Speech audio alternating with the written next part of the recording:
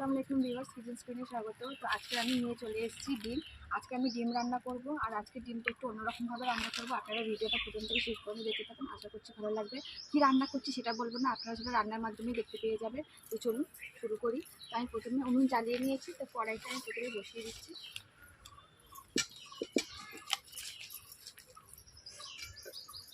কড়াইতে পেঁয়াজটা দিয়ে দিয়েছি, পেঁয়াজটা কুচি একেবারে কড়াইতেই দিয়ে দিয়েছি।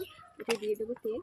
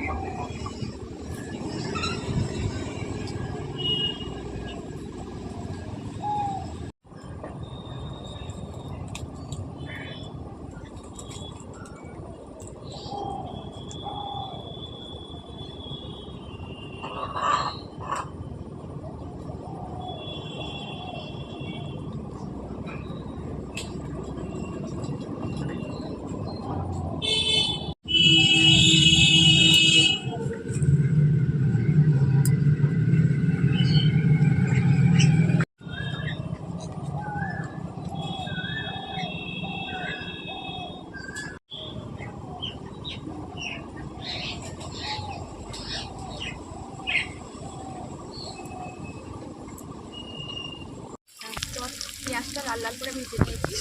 এবার এতে দিয়ে দেবো এক একটি মশলাগুলো।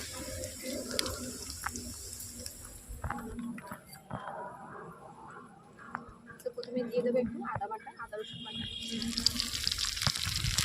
একটু ভালো করে ভেজে নেবো।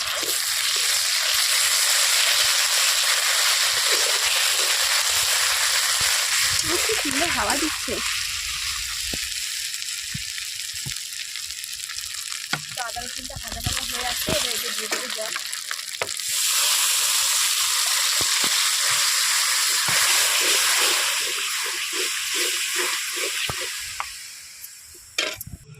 প্রথমে দিয়ে দেবো লবণ, তারপরে দিয়ে দেবো হলুদ গুঁড়ো। এই রান্নাটায় গুঁড়ো লঙ্কা ইউজ করব না, তো আপনারা চাইলে কাঁচা লঙ্কা দিতে পারেন। এই রান্নাটা কাঁচা লঙ্কা দেয়, তো আমি এখন কাঁচা লঙ্কা দেবো না, কারণ কাঁচা লঙ্কা আমার কাছে নেই। সে আবার গাছ থেকে আনতে যেতে হবে, আর যাবো না গাছতে। তো এই মশলাটা ফুটে আসলে এবার এতে দিয়ে দেবো ডিমগুলো। এবার একে একে ফাটিয়ে দিয়ে দেবো। যতক্ষণ না জলটা ফুটছে ততক্ষণ ডিম দেবেন না। তো আমার জল ফুটে গিয়েছে, আমি ডিমগুলো একে একে ফাটিয়ে দিয়ে দিচ্ছি।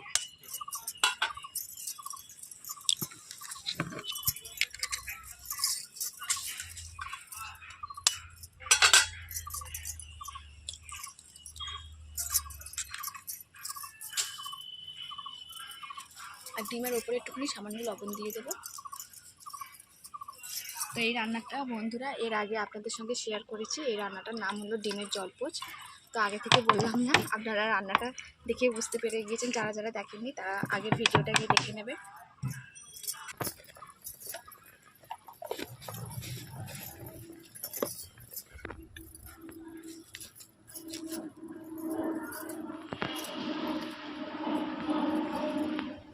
তো এই রান্নাটা বন্ধুরা খুবই সিম্পল আর খুবই সহজভাবে বানানো যায়।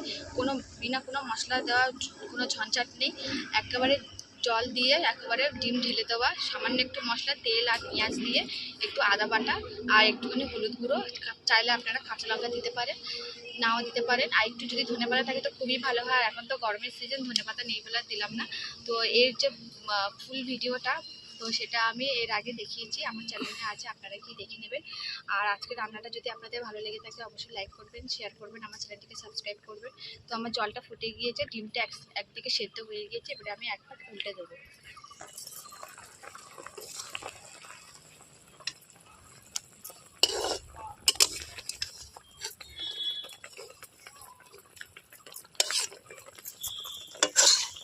তো এটাকে আমি ঝোল ঝোল করবো না, এটাকে আমি গ্রেভি একদম পুরো তেল তেল করবো। যতক্ষণ না তেল বেরিয়ে আসছে ততক্ষণ পর্যন্ত আমি এটাকে ফুটতে দেবো।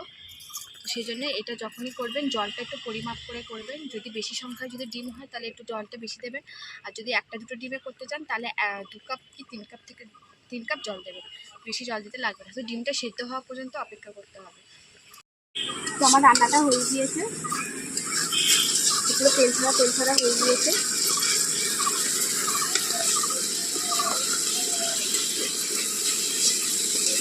এবার আমি রান্নাটাকে একবার নামিয়ে নেবো।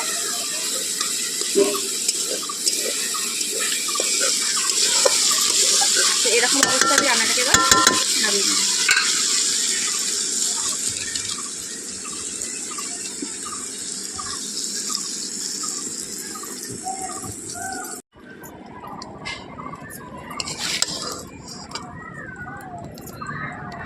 তো আমার রেডি হয়ে গিয়েছে ডিমের জলপোচ। এরকম তেল দেখে নামিয়ে নেবেন। যদি জল একটু গ্রেভি খেতে চান তাহলে একটু গ্রেভি অবস্থায় নামিয়ে নেবেন। তো আমি এটাকে তেল অবস্থায় নামালাম। তো আমার রেডি হয়ে গেল ডিমের জলপোচ। তো আজকে রান্নাটা আপনাদের কেমন লাগলো অবশ্যই জানাবেন। ভালো লাগলে লাইক করবেন, শেয়ার করবেন, আমার চ্যানেলটিকে সাবস্ক্রাইব করবেন। দেখা হচ্ছে পরবর্তী ভিডিওতে। আজকের মতন বাই।